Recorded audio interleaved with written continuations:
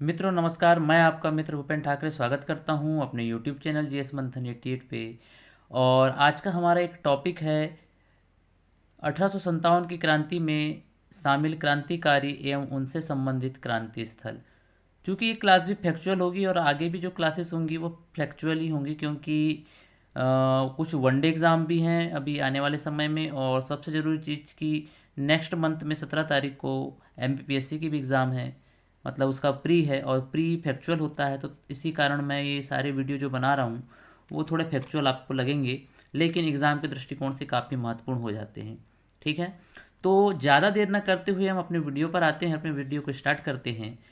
तो सबसे पहले देखिए, लिखा है कुंवर चैन सिंह। तो कुंवर चैन सिंह का संबंध जो है सीहोर से है।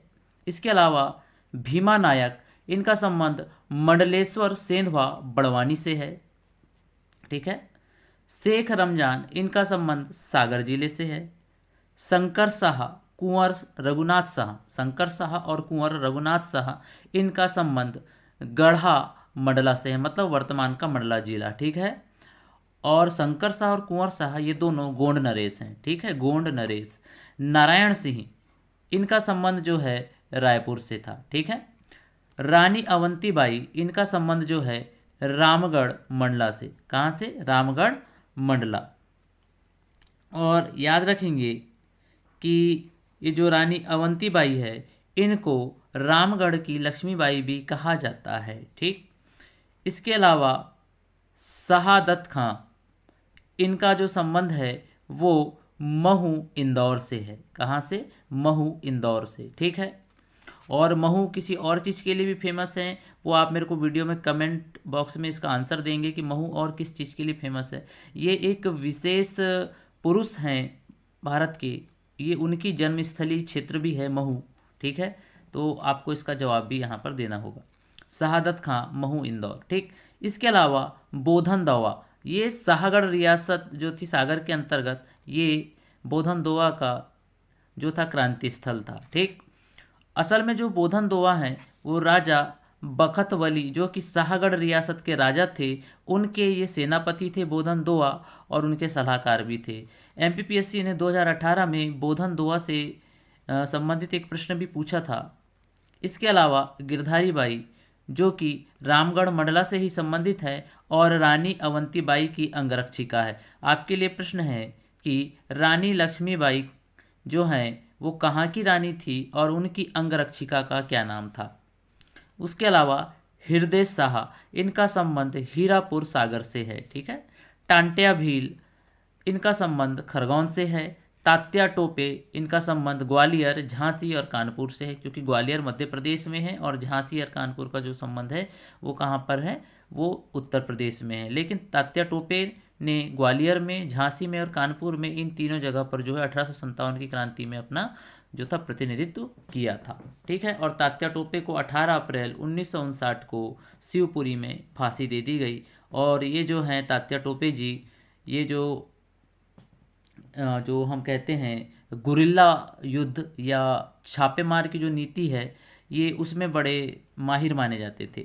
इसके अलावा मर्दन सिंह, ललितपुर अशोकनगर से इनका संबंध है। ठीक है, ललितपुर अशोकनगर, दो जगह से इनका संबंध है। शहादत खां, महू इंदौर, देखिए फिर आया शहादत खां, महू इंदौर। ठीक है।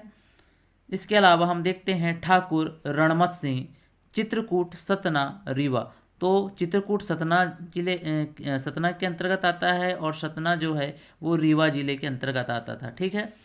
क्योंकि उस समय जो था सतना वो जिला नहीं बना था, बाद में सतना जिला बना है और ये रीवा की एक तहसील होती थी, और इसी सतना तहसील के अंतर्गत चित्रकूट एक स्थान है।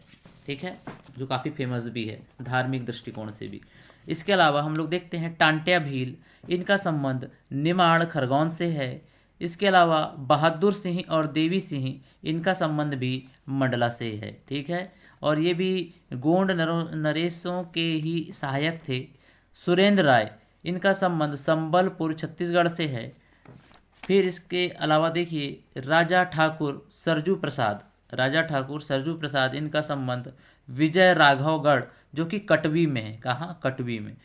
राजा बकतवली, इससे पहले हमने बौद्धन देखे थे, तो ये राजा बकतवली जो है सागड़ रियासत जो कि सागर जिले के अंतर्गत थी उसके ये राजा हुआ करते थे, राजा बकतवली। ठीक है। सदाशिवराव, इनका संबंध महितपुर उज्जैन से है। फिर शहजादा फिरोज शाह, इनका संबंध मंदसौर से है। राजा बख्तावर सिंह, इनका संबंध धार अमझेरा से है।